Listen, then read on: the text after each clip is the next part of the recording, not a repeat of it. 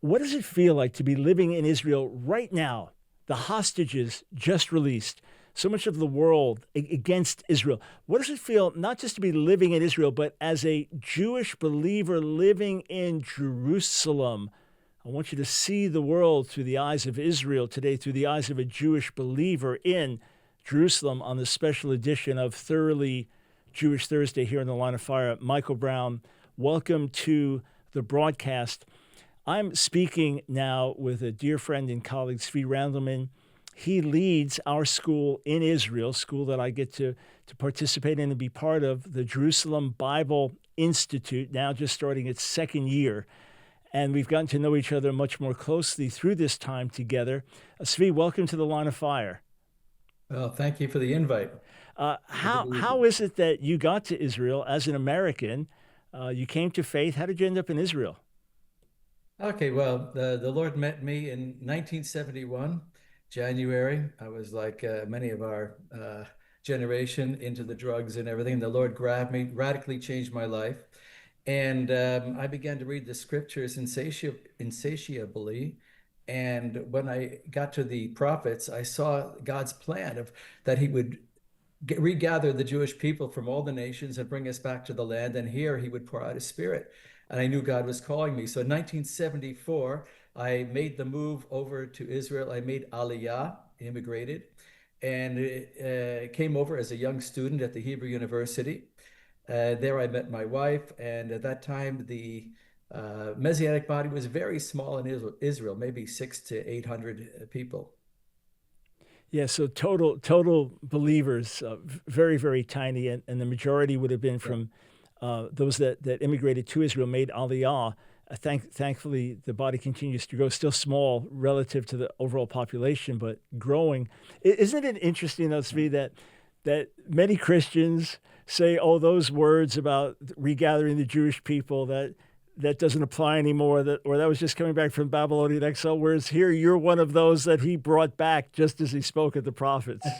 It's very true. And actually, when I saw it so many years ago, the words of the prophets, it was as if I was opening up a newspaper. And I said, it's happening today.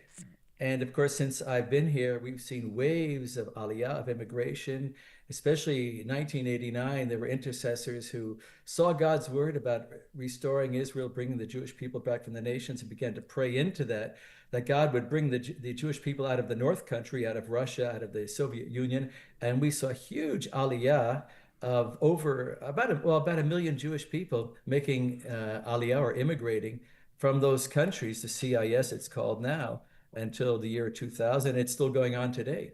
Yeah, it is amazing. I remember when specific prayer was being lifted up, and friends really had a strong burden to pray for Russian Jews, and then anti-Semitism increases, and next thing they're flooding into the land and make up a substantial part of the believers in the land. So Tzvi, Yeah. since the trauma of October 7th, the moment word got out that there were any hostages, my first thought was, oh no. I mean, I remembered Gilad Shalit and held hostage 5 years, and Israel ends up exchanging over 1,000 prisoners to get him out. One of them being Yahya Sinwar, who ends up being the Right. Hamas leader that orchestrates October 7th.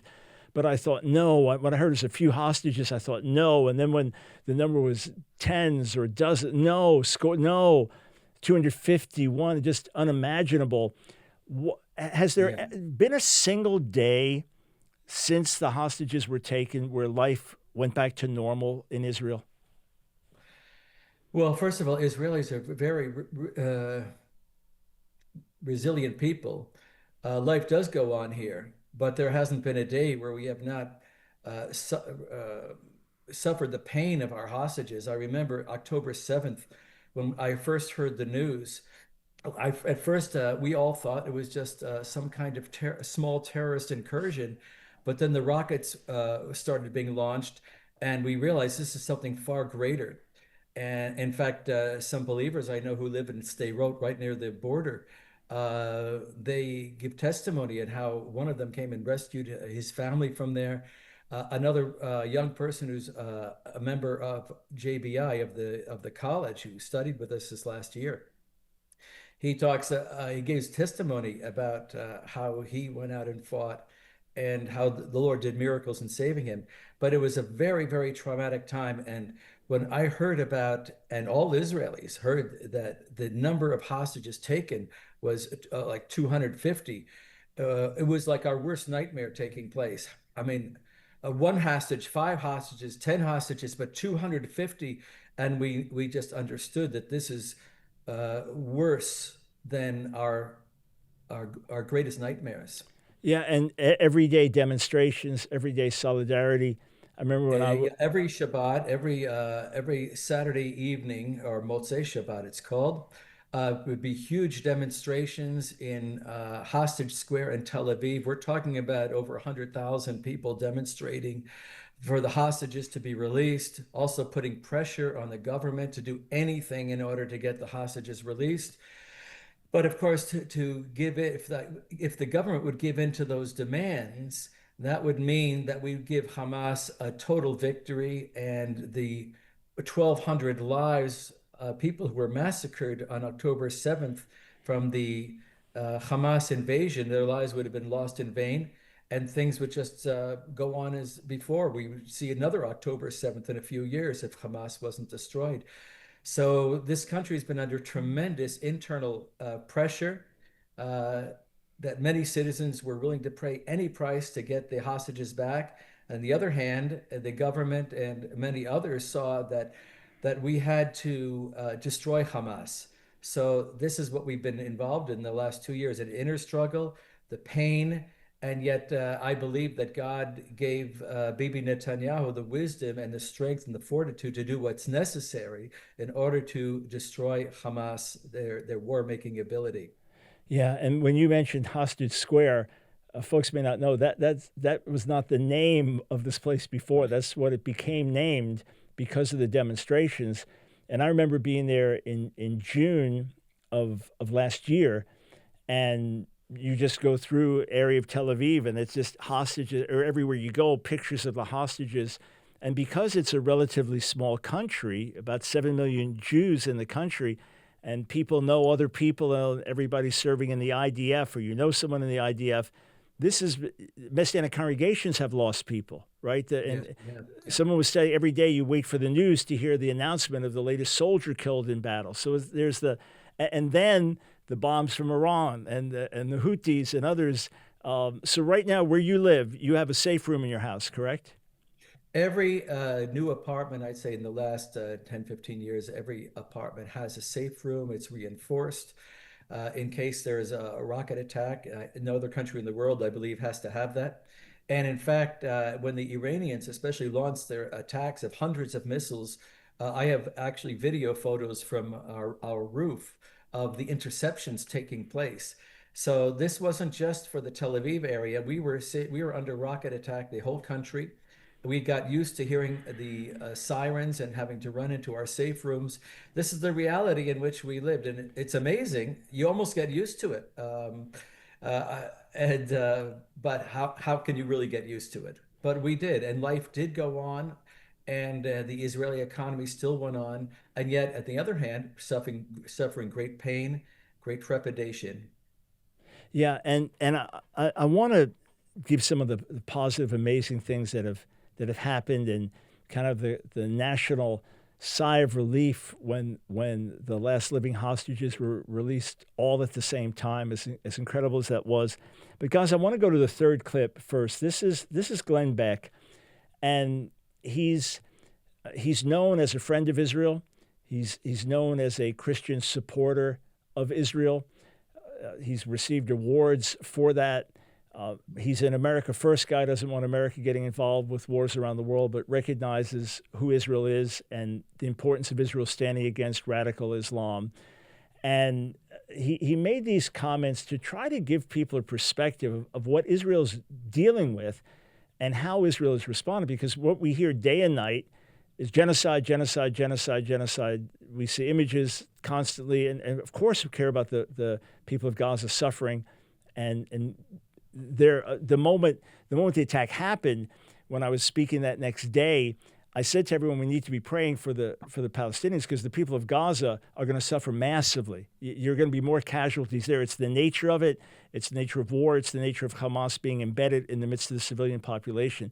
But Glenn Beck makes this point. I want you to listen to me. It's about a 1.5-minute clip, and then you can give me your comments afterwards.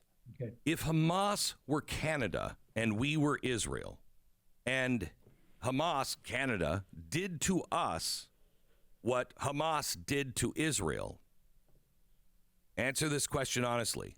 Would there be a single building left standing north of our border today? If they came and raped the same percentage, killed, slaughtered, set our babies on fire, do you think that we wouldn't have crippled Canada right now? And no matter what anybody said, you think we would stop until that threat stopped? That's not a question of morality. That's just the truth. All people, everybody, has a God-given right to protect themselves, period. And Israel is doing that in the way they feel it's right. You can argue with that, and you can disagree vehemently with the way they're fighting the war. My support for Israel's right to finish the fight against Hamas comes after 80 years of rejected peace offerings, 2 failed state solutions. Hamas has not hidden its mission. Hamas says it's the eradication of Israel. That's not a political disagreement. That's not a reasonable disagreement in my book. It's not a land dispute. That's nihilists. That's people who are actually calling for genocide and proudly calling for wiping out of all the Jews. Okay. Right. So Israel is in a situation where you have Hamas saying they would do October 7th over and over again until there's no more Israel, releasing videos on the second anniversary of October 7th, celebrating it as a glorious day, and making clear what their intentions are. They want the genocide of Israel. Israel does what it must do to dismantle Hamas and take it out of power and find some way to get the hostages out, also knowing that Hamas is really only going to respond to force. And Israel gets accused of genocide. How do you feel hearing that living in Israel? Well, first of all, we know it's a complete lie. I believe that the Israeli army, the IDF, there's no other country in the world which has taken so many precautions in order to avoid civilian deaths. We call mobile phones of all those in the area in which we're going to bomb. We have planes drop pamphlets over any areas we're going to move into, telling citizens to leave. But unfortunately, the Hamas prevents civilians from leaving those areas. They purposely use civilians as human shields. They fire missiles from hospitals, from mosques, from schools, and these are their strongholds. So Israel has no choice but to go after those areas too, also trying to take precautions in order to avoid civilian deaths. It's not a genocide. The other thing was food. The world accuses us of, and the United Nations, for example, of causing mass starvation in Gaza. That's a total lie. Gazans have plenty of food. The problem is that the Hamas, they actually hijack the trucks coming in, and they take the food for themselves and then resell them to the civilian population at inflated prices. So really, there's no other country in the world whose army has taken so many precautions as Israel. It's a total lie, this idea of genocide. On the other hand, the Hamas charter calls specifically for the destruction of Israel, the Jewish people, and declared there should only be one state, an Islamic state. Yeah, there's never been an interest in a, quote, 2-state solution with Hamas. And Hamas also, as dedicated Muslims, they believe that anything that was once under Islamic control and is now taken back by others is an absolute affront to Muhammad and Allah. And of all people, the Jews cannot have this sacred city from whence Muhammad allegedly ascended to heaven, and cannot have a homeland here. Of all people, they must go. So that leads to a second point. And guys, clip number 2, Tal Shoham was a hostage for 505 days. And this is what he had to say about peace coming. And what's remarkable, Suvi, before we play the clip, is that most of the people that were killed or taken hostage from the Nova Music Festival or from the kibbutzim, they're mainly or overwhelmingly left-leaning, would be the least war hawkish people, probably didn't vote Likud, didn't like Netanyahu, and just want to be at peace with everybody. And yet they're the ones that were slaughtered and butchered and burned alive. So listen to what Tal Shoham had to say. I believed that peace is something that we can achieve, but after I saw the magnitude of hatred that they grew up upon and they are growing their children upon, it's really clear that at least in our generation it won't be possible. And do we have the clip that shows him in captivity? Just as I'm talking, for those that are watching, I'll describe it for those that are just listening on podcast. But for those that are watching, as soon as it's up, just throw it up. This was him in captivity. Boy, I mean, you're completely emaciated, in a tunnel, suffering just inexplicably. So Tzvi, when you hear what he said about peace not coming in this generation because of children being raised in Gaza, indoctrinated, you have to feel terrible because that's all they've known out of the womb, from children's education to the Hamas-controlled media. And then anything that goes wrong, Israel's going to be blamed for it. And now when Israel is fighting aggressively to destroy Hamas, that just makes Israel look even worse to them. Within Israel, is it as bad? Is it that impossible in the hearts of Israelis now to think of living side by side? Could this only be a multi-generational thing? You know, Trump is talking about everlasting peace. Obviously, that's typical Trump language. Respond to that video and those comments. I'll tell you what is most Israelis believe. In the eyes of most Israelis, a two-state solution is no longer viable. Right. And the Palestinians have proved time and time again that they are not interested in a two-state solution. We have to understand that we are not dealing just with a political entity or political ambitions. We're talking about religious ambitions, and you touched on it, Mike. That Islam can never acquiesce to a Jewish state in a land which was at one time Islamic. So this is our problem. I remember years ago, when I was serving in the army myself, I interviewed an older man in Hebron, an older Arab man, and he said, listen, you may think you're in charge now, but we Muslims know that we will eventually conquer you. There's no question about it. We have more children than you, and we will take over. This is the problem. Now, since the Oslo Accords, the Palestinians were supposed to stop anti-Semitic and anti-Israel education of their children. The opposite has happened, and the children, as you mentioned, from age 0 are educated and brainwashed to hate Jews, to hate Israel. And this is where they're brought up. They're even sent to summer camps where they're taught to use weaponry in order to kill Jews. So I just listened to the book by Eli Sharabi called Hostage, the English translation of his Hebrew book, brilliantly read in an audio form. And his story is one of the more tragic stories of the hostages. I'm sure you're well familiar with it. He was held captive by Hamas for 491 days, pulled away from his wife and 2 teenage daughters on kibbutz Be'eri. And his brother was also with him on the kibbutz. So he's pulled away. He tells his wife and daughters, I'll be back. They had British passports. He was hoping that would save their lives. And that sustained him through captivity, just the hope that he'd see his family again. And he had to be there for his wife and daughters. So as he's about to be released after 491 days, also in hellish conditions, he finds out that his brother was killed on October 7th when he is being escorted by IDF. He's finally free. He's he's now going to be reunited, they tell him your mother and sister are waiting for you. And that's when he learns.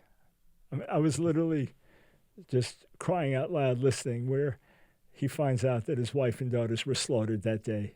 They were killed, just cold blood. So tragic. And amazingly, he's moved forward. He's put out his story. It's incredibly powerfully touching.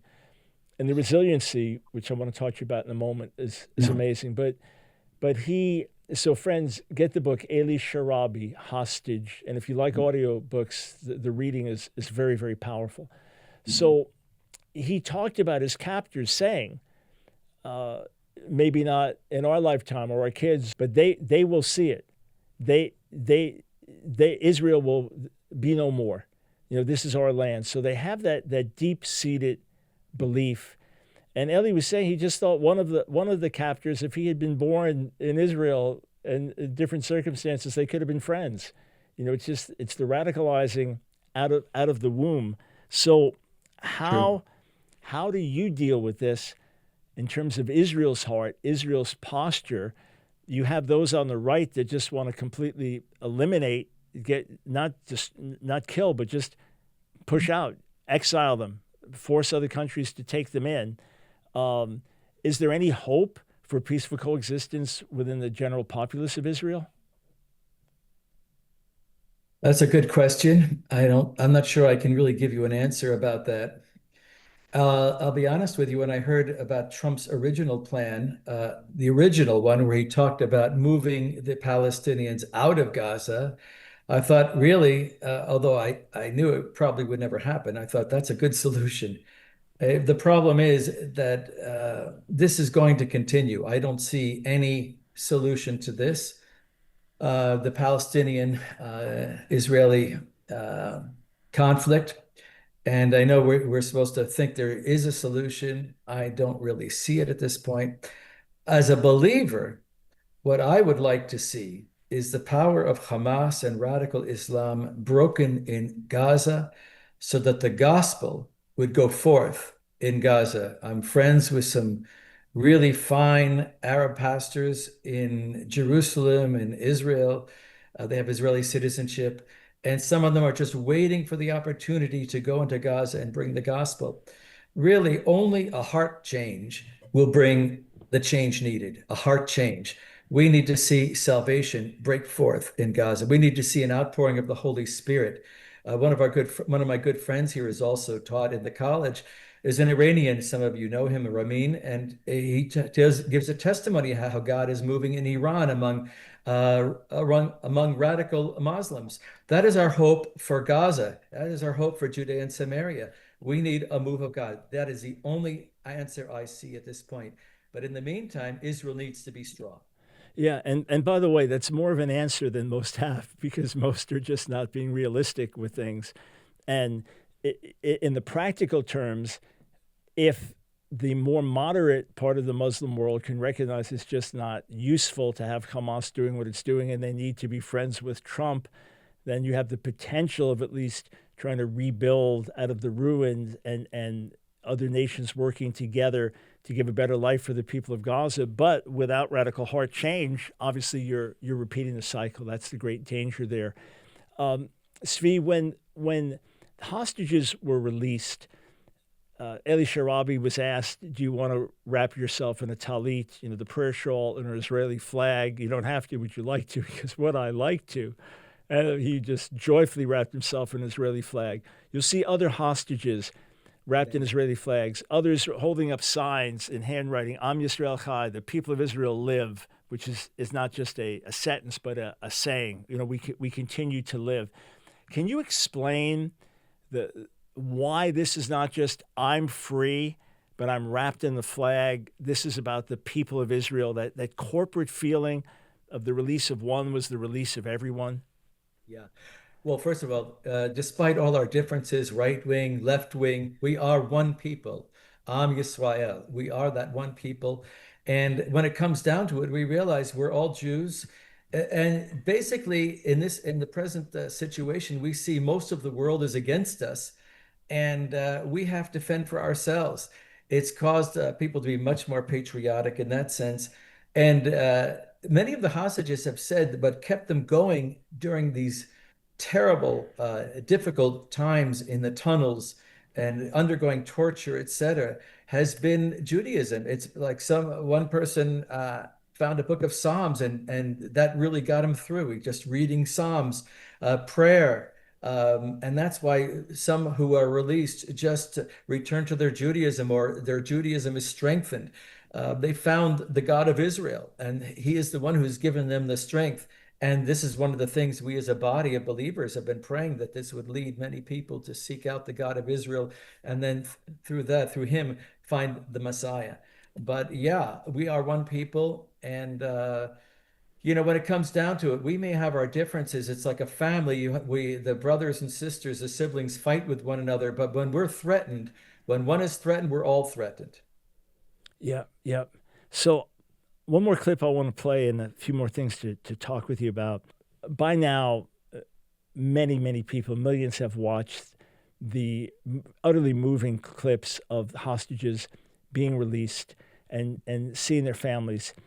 There is one clip I want to play, not just for those watching, but for those listening.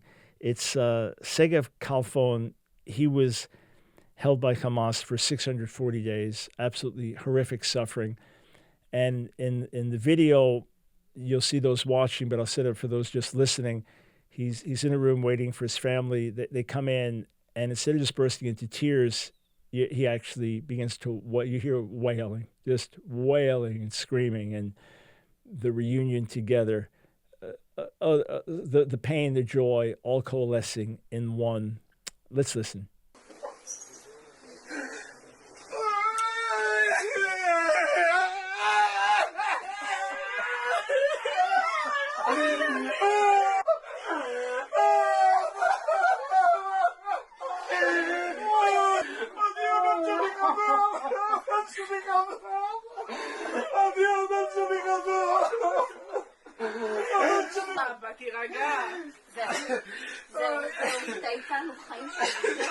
So you've seen the clip and others like that.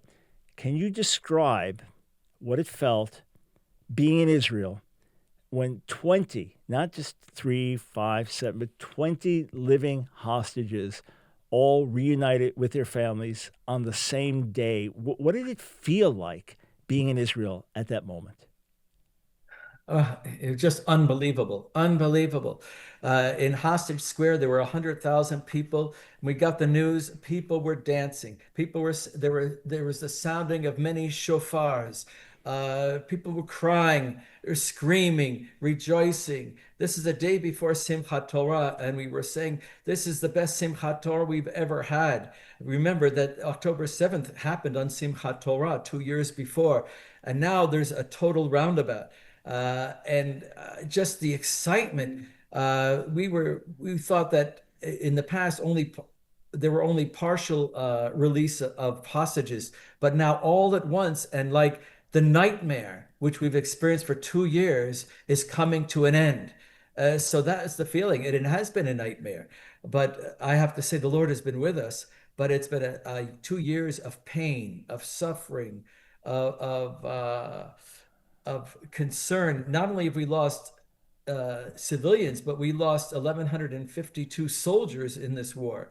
So their lives weren't for nothing, because the soldiers were fighting to see the hostages released, not just to see Hamas destroyed, but we wanted to see the hostages released by Hamas, and only that military pressure would do it. So the rejoicing was just tremendous, and it continues. We're still like as if we woke up in a dream, like it says in Psalms, that we were like those who dream. And when you mentioned Simchat Torah, so that is the last day of Tabernacles, of Sukkot. And on the Jewish calendar, it is the most joyous day. I wrote an article about this, God turning our mourning into dancing. So Simchat Torah is literally the joy of the Torah, where the Jewish community celebrates the annual reading of the Torah and the gift of the Torah to Israel. And so the day that would have been the most joyous on the calendar 2 years ago, that's October 7th. Now the hostages are released one day before Simchat Torah. So what was Simchat Torah like this year? Well, Simchat Torah was the exact opposite as it was 2 years ago. And really, these 2 years have been such years of pain and suffering and trauma. Many people are suffering from PTSD, not only the hostages, but hundreds and hundreds of soldiers who had to go into fight in Gaza, reserve soldiers who had to go in maybe 5, 6, 7 times and saw so much death, PTSD. And now, after all this suffering, we see the release of the hostages and we see a possible end to the conflict, at least for now. And it's just unbelievable. It's like a dream. So this year, Simchat Torah was the exact opposite as it was 2 years ago. It's become a festival again of joy, of rejoicing. And it reminds me of the custom at Jewish weddings, which we've referenced over the years for folks that are not familiar with it. It's probably the custom that seems strangest to someone, but right before the celebration, the wedding celebration, the groom will stamp his foot on a glass. So it's wrapped up so that the glass doesn't go anywhere. But he'll stamp his foot on it and smash it. And then everyone celebrates. But it's a reminder that even in times of great joy, they're so originally going back to the destruction of the temple in the year 70.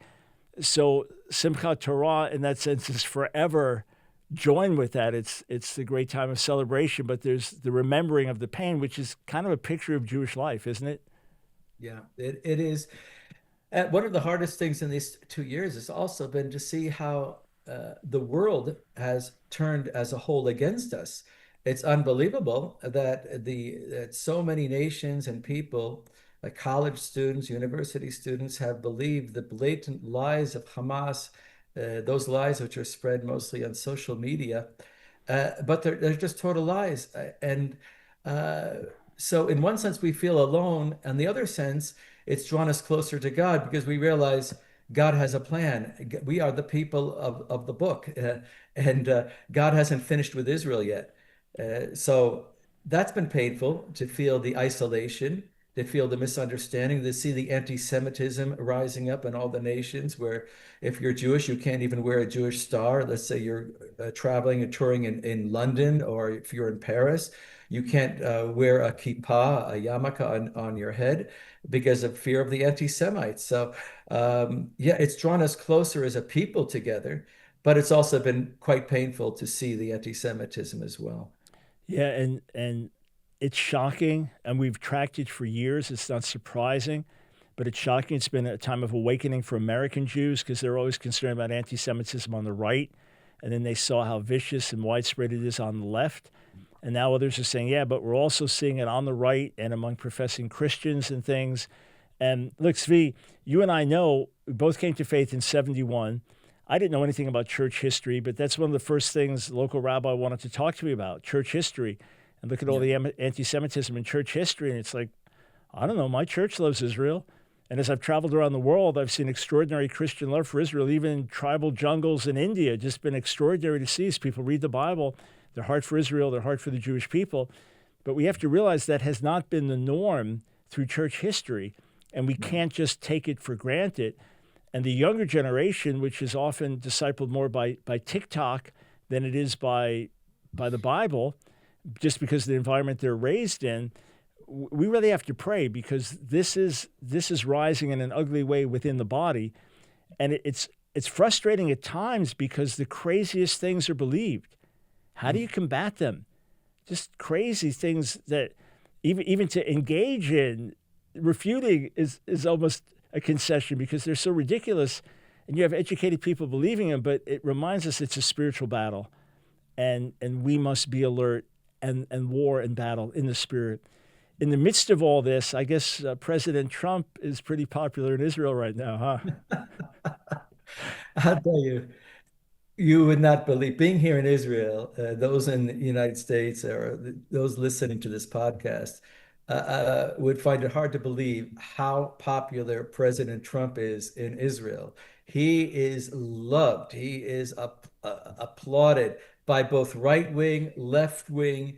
Trump is beloved in this nation because only Trump could have brought about this peace agreement, but also he supported Israel through this whole 2-year war, also with Iran. Uh, uh, Other nations would maximum be neutral, but Trump took an active stand to support us, also with the United Nations. So really, Trump has been the best friend Israel has ever had, and the Israeli people love him. That's a fact. I remember dialoguing with you a couple of years ago before the elections or during the elections, right up around that time. And you had said the sentiment is that although President Biden has been a friend of Israel over the years, that you needed Trump in because Trump would tell Israel, do what you need to do to deal with Hamas and win this war. And when he got involved with Iran, it was quite remarkable because he really went along with the charade, and just played into this whole thing that nothing was going to happen and then got involved. When I was there a few years back when he was president, and I was talking to people on the street about Yeshua, and they said, first, what about Donald Trump? And I said, well, I voted for Trump. They go, we love Trump. So obviously there are mixed opinions anywhere, but I would try to convey to folks in America, I said, just like evangelicals love Prime Minister Netanyahu, and he comes and speaks at Congress and gets the most standing ovations of anyone, I said, it's quite divided in Israel. He has as many haters as lovers. And in America, where Trump is loved and hated, such a divisive figure, in terms of how he's loved or hated. But in Israel, he is massively loved. How did they like his speech to the Knesset? How did that go over? That was a great speech. I mean, I really enjoyed it. I enjoyed Bibi Netanyahu's speech too. They were both good. But Trump's speech was wonderful. And he's just come out all the way to support Israel. A little bit controversial what he said near the end, that About the pardon. the court should pardon Bibi. It's not his place to do it. I think it has to actually go through the judicial system, and if our president decides to pardon him, that's an internal matter. But be that as it may, President Trump, I believe, is God's man for the hour, and I also believe that God has put Bibi Netanyahu as our prime minister in the same way. Years ago, I was with intercessors, and when Netanyahu was just ambassador in the Israeli ambassador in the United States, we began to pray for him because we felt that God had a much greater plan for him, and many others did too.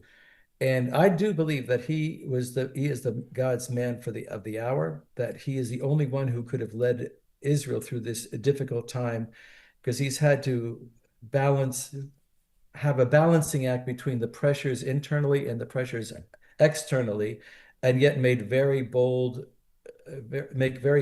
and brave decisions to press on in the battle until the final defeat of Hamas.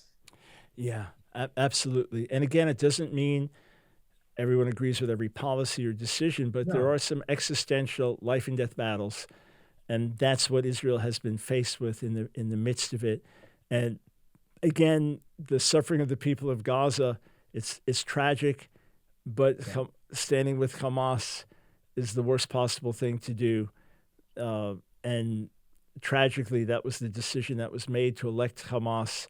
And then things just went from bad to worse, to worse, to worse. And then the radicalizing of so much of the population. So we need to pray, as Suvi said, for an open door for the gospel to go in and change hearts and lives. And then just the hope in the natural that the promise of a better life for the kids, education and health and benefits and things like that, and some freedoms would change attitudes. But we're not just dealing with a logical issue. We're dealing with a deep spiritual issue. The gospel remains the solution. Last thing, Suvi, what would you say to Christians in America and watching around the world? If you could leave them with any one message, what would it be? I would say pray. Pray for the outpouring of the Holy Spirit upon the body of Messiah in Israel. Pray for an outpouring of the Holy Spirit upon the Arab nations. Pray for the leadership of Israel, also for President Trump. But we need to just be much in prayer, because only prayer, only a move of God will be able to change the present situation. Yeah, and that. It's not a small thing. It's the biggest thing we can do. One day we'll talk more about JBI, Jerusalem Bible Institute, the work that's going on there, especially if the day comes when we offer some classes in English for the body worldwide. Right now, it is a Hebrew-speaking program with a strong emphasis on the Word, practical discipleship and service, and encounter with the Holy Spirit. And Suvi and the team are doing a great job of leading the way there. But your prayers, more than ever, are coveted. God is faithful. He will finish what he started, but he will do it in conjunction with the prayers of his people. God bless Suvi. Shalom, shalom. Thanks for being with us. Shalom, shalom, Yerushalayim.